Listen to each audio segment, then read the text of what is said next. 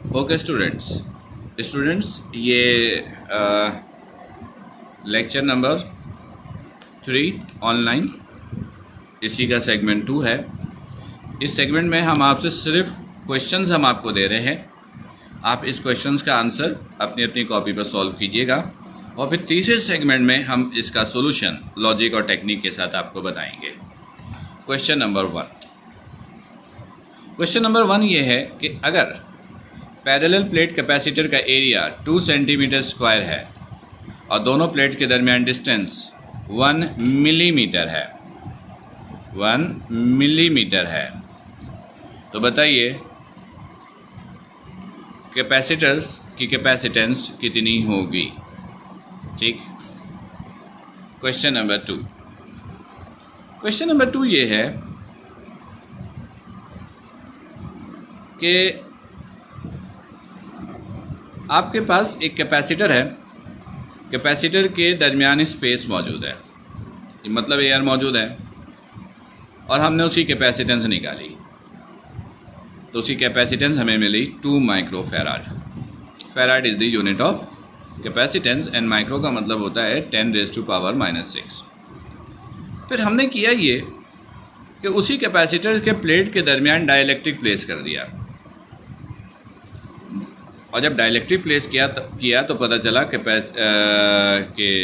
उसकी जो वैल्यू हो गई कैपेसिटेंस की वो है 3 माइक्रोफैराड। तो आपको मुझे बताना है कि इस सिचुएशन में प्लेट्स के दरमियान जो डाइलेक्ट्रिक हमने प्लेस किया उसमें डाइलेक्ट्रिक कांस्टेंट की वैल्यू कितनी है। Question clear? मैं क्वेश्चन फिर रिपीट कर दूं। You have a capacitor. If you have space between the plates, then capacitance is 2 microfarad. And you placed a dielectric between the plates, then capacitance increases to 3 microfarad.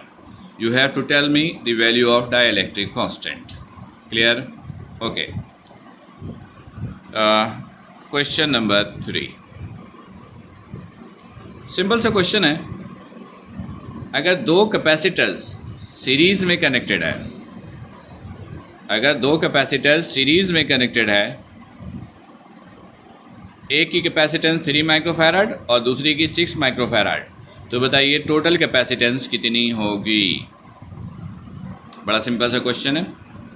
Okay, आते हैं अगले questions की तरफ। Student, इस question में हमने आपको एक फिगर दिया है, सर्किट डायग्राम दिया है जिसमें कैपेसिटेंस की वैल्यू दिखाई गई है, और आपको इसमें इस क्वेश्चन में आपको टोटल कैपेसिटेंस की वैल्यू बतानी है। ठीक। Question clear? You have a circuit diagram. In this circuit diagram you have 3 capacitors. This 2 capacitors are in series and this third one is in parallel. You have to tell me the resultant capacitance, net capacitance. Okay? Question clear? Okay. आते हैं अगले questions की तरफ।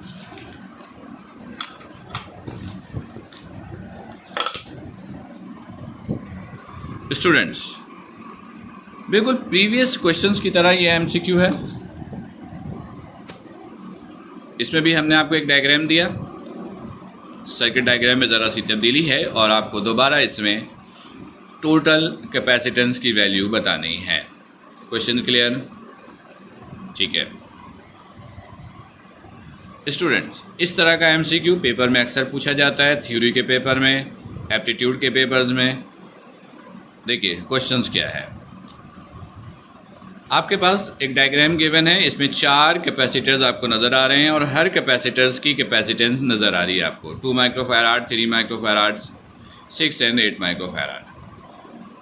इस तरह के question में होता ये है कि हम किसी एक कैपेसिटर के अंदर चार्ज दे देते हैं और आपको हम किसी दूसरे कैपेसिटर्स के अंदर चार्ज पूछ लेते हैं, या वोल्टेज किसी एक में देंगे, किसी दूसरे में वोल्टेज पूछेंगे। तो आपको इन्फॉर्मेशंस के बेसिस पर, लॉजिक के बेसिस पर आपको आंसर देने हैं। देखिए ये 4 कैपेसिटर्स हैं। सवाल ये किया गया है कि 2 माइक्रोफैराड कैपेसिटर में, यानी इसमें चार्ज की वैल्यू है 3 कूलम, तो बताइए इस 8 माइक्रोफैराड में चार्ज की वैल्यू कितनी होगी। इसमें कोई कैलकुलेशन नहीं करनी है, आपको सिंपल लॉजिक यूज़ करना है। देखिए ये सीरीज़ कॉम्बिनेशन है, सीरीज़ कॉम्बिनेशन में आपको बताया गया है कि चार्ज हर एक में बराबर होता है। अगर हम टोटल चार्ज पूछें तब भी बराबर होगा, इंडिविजुअल किसी एक पे पूछे तब भी वही होगा। तो जो चार्ज की वैल्यू 2 माइक्रोफैराड कैपेसिटर में है वही चार्ज की वैल्यू 8 माइक्रोफैराड कैपेसिटर में भी होगी। क्लियर? तो ये क्वेश्चन क्लियर है। खैर आप दोबारा इसको पढ़ें, आंसर दीजिएगा, हम एक दफ़ा फिर आपसे बाद में इस पर दोबारा डिस्कस करेंगे। इसी तरह का एक क्वेश्चन ये भी है, इसमें भी हमने आपको एक डायग्राम दिया है और इसमें 3 वोल्ट का वोल्टेज पास हो रहा है हर एक कैपेसिटर में, हर एक कैपेसिटर में। इसमें भी 3 वोल्ट, इसमें भी 3 वोल्ट, इसमें भी 3 वोल्ट। आपने मुझे बताना है कि इस सर्किट का टोटल वोल्टेज कितना होगा, टोटल वोल्टेज कैलकुलेट करके बतानी है। Question clear? ओके, अगले क्वेश्चंस की तरफ देखिए। आपके पास 2 कैपेसिटर्स है, दोनों को अलग अलग चार्ज किया गया है। 2 कैपेसिटर है, दोनों को अलग अलग चार्ज किया गया है, एक 3 माइक्रोफैराड का और एक 10 माइक्रोफैराड का।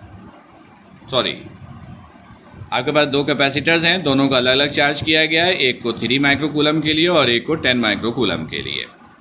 फिर हमने उनको पैरेलल में ज्वाइन कर दिया, अलग अलग चार्ज करके फिर उनको पैरेलल में कनेक्ट कर दिया।